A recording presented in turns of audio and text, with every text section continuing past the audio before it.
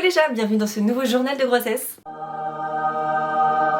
Et ben ça y est, on entame le journal de grossesse semaine après semaine. Aujourd'hui je suis à 15 semaines d'aménorrhée, 15 SA. Alors déjà, peut-être que je vous explique la différence pour ceux qui sont pas tout à fait au clair avec ces SA et SG. En fait les semaines d'aménorrhée c'est simplement une façon de compter différente que les semaines de grossesse ou semaines gestationnelles, je sais pas exactement.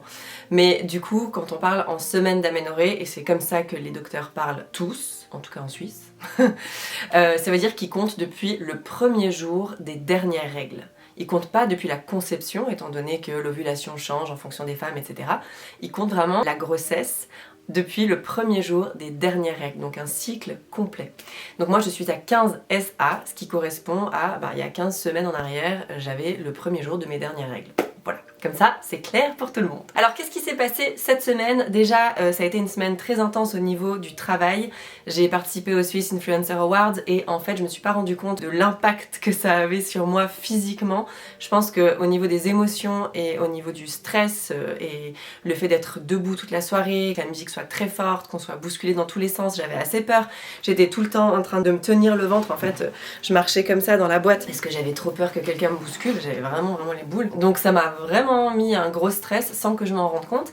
Et quand je suis rentrée à la maison, j'avais le ventre qui tirait, j'étais pas bien et j'étais ultra fatiguée, hyper fatiguée. Cette 15e semaine de grossesse, c'est vrai que j'ai été passablement fatiguée. Ça a été une semaine un peu compliquée, mais il s'est passé un truc primordial, un truc hyper important que je tenais à partager avec vous. Je vous en ai même pas parlé sur Instagram, j'en ai juste parlé avec les gens qui étaient avec moi au moment où c'est arrivé et bien sûr avec Connor et aux enfants. C'est que j'ai senti le bébé bouger pour la toute première fois et c'est hyper tôt. À la fois je me souviens, je suis pas sûre mais d'après mes souvenirs, Léo je l'avais senti à 21 semaines. Axel je l'ai senti beaucoup plus tôt, genre 16 et là du coup à 15 semaines. Je pense que c'est d'une part parce qu'on sait à quoi s'attendre, on sait la sensation qu'on va ressentir au moment où le bébé bougera. Donc je pense que c'est plus facile de reconnaître en fait ce que c'est comme sensation.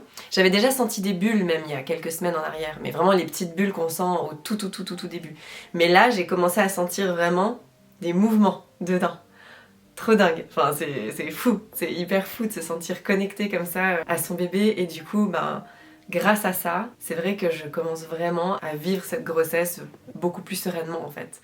De sentir qu'il y a des mouvements, de sentir que ça bouge là-dedans, du coup ça me rassure vachement et je suis de plus en plus sereine avec cette grossesse. Sinon, que vous dire d'autre? Le fait de l'avoir enfin dit, je pense que mon ventre a poussé d'un coup.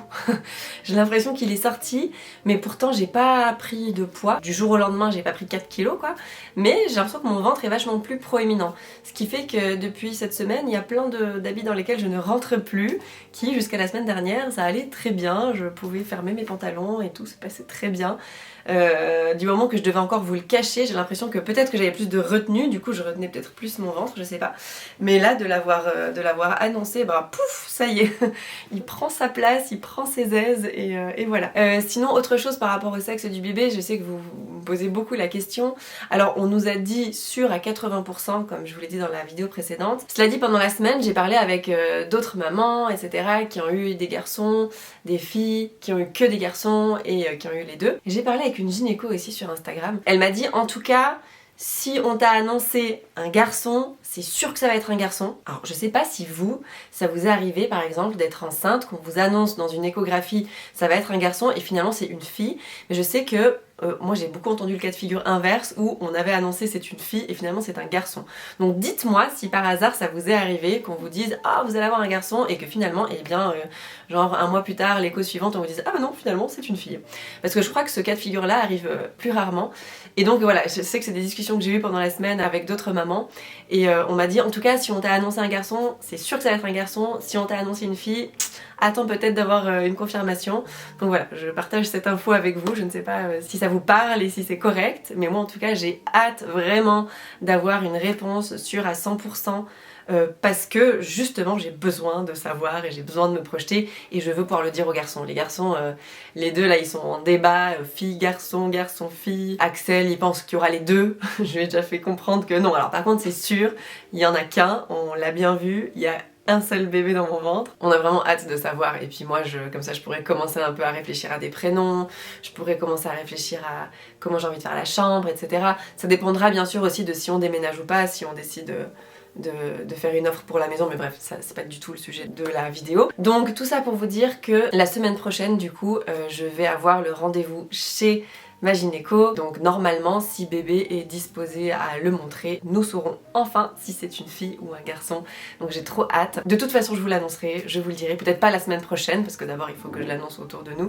et puis ensuite je vous le dirai, c'est sûr et certain, mais voilà. Donc je crois que c'est tout pour le résumé de cette 15e semaine. Sinon pour faire le petit débrief rapide de fin de journal, au niveau du poids je suis toujours à plus 2 kg, je suis donc à 64 kg. Pour la mesure du tour de ventre, on commencera la semaine prochaine parce que je n'ai pas de je n'ai pas de quoi mesurer mon ventre ici et la luminosité est en train de tomber et je suis grave à la bourre, donc à partir de la semaine prochaine je vous donnerai aussi les mesures de mon ventre semaine après semaine, comme ça je pourrai comparer. Pour le niveau de fatigue concernant cette 15e semaine d'aménorrhée, on va dire assez fatiguée, je pense que ça résume assez bien la semaine. Au niveau des nausées, ça va beaucoup mieux, donc je dirais que la forme physique, je vais mettre un 8 sur 10 pour cette semaine parce que j'ai quand même eu ce moment un petit peu compliqué lié au Swiss Influencer Awards, mais sinon de manière générale, je me sens vraiment bien, je me sens mieux, en tout cas je sens gentiment que le premier trimestre est derrière. Au niveau de ma peau, ça va beaucoup mieux et ça j'en suis très contente. Et voilà, c'est tout pour ce journal de grossesse. J'espère que vous avez eu du plaisir à le suivre. N'hésitez pas si vous avez des petites choses à me raconter, si vous aussi vous êtes en plein dedans, je vous lirai dans les commentaires. Je vous souhaite une très belle journée, je vous embrasse et à très vite. Bye!